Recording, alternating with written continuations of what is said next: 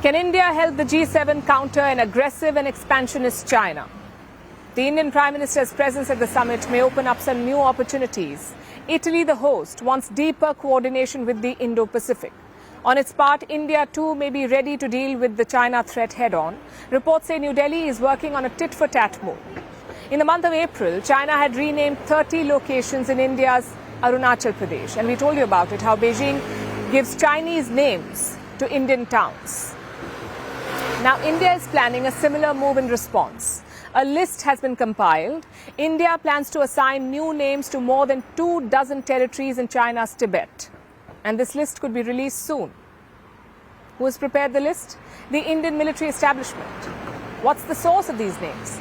Apparently, Indian officials have looked through historical records. They plan on using ancient names in Indian languages for territories inside Tibet. Plus, India is challenging the Chinese renaming on another front as well. Take a look at this social media post. It is from the Indian Army's Eastern Command. It was posted last month. It has names of 7 areas in Arunachal Pradesh.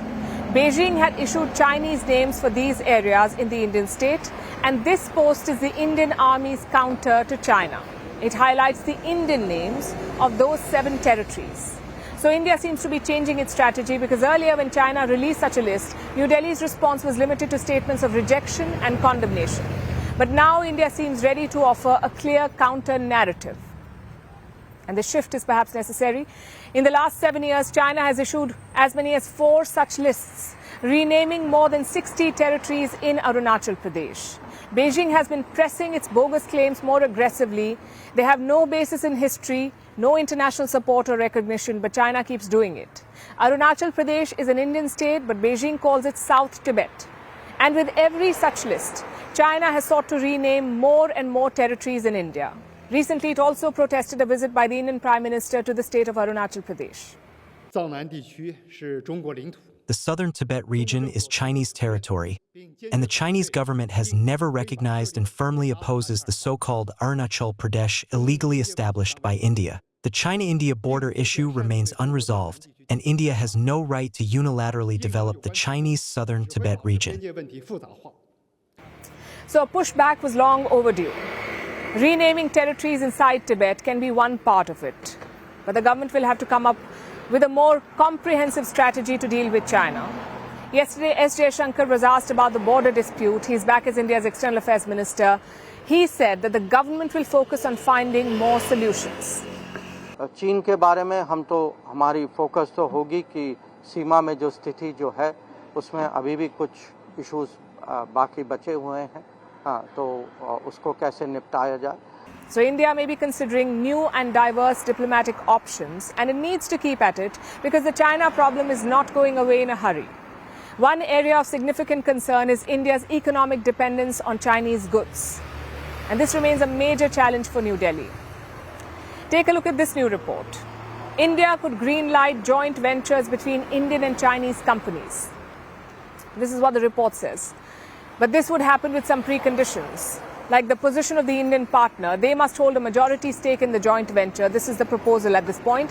But such joint ventures could create economic vulnerabilities for New Delhi, because Beijing has a reputation of using trade as a leverage to extract concessions. So how can India avoid this? One possible option would be to work with like-minded allies. And on this front, the G7 may prove to be a valuable forum. China is very much on the agenda of this summit, specifically the overproduction from Chinese companies and factories.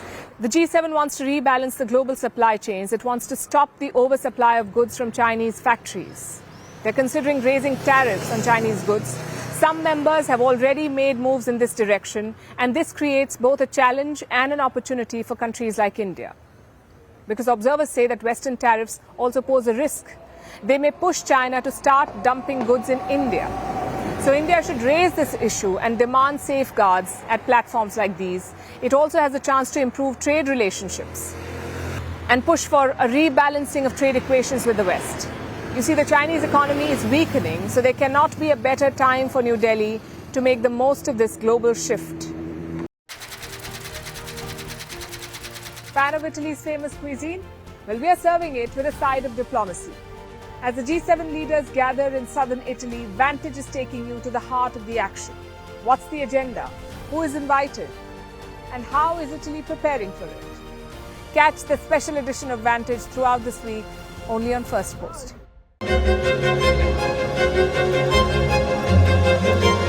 Fan of Italy's famous cuisine? Well, we are serving it with a side of diplomacy. As G7 leaders gather in southern Italy, Vantage is taking you to the heart of the action. What's the agenda? Who is invited? And how is Italy preparing for it? Catch the special edition of Vantage throughout this week, only on Firstpost.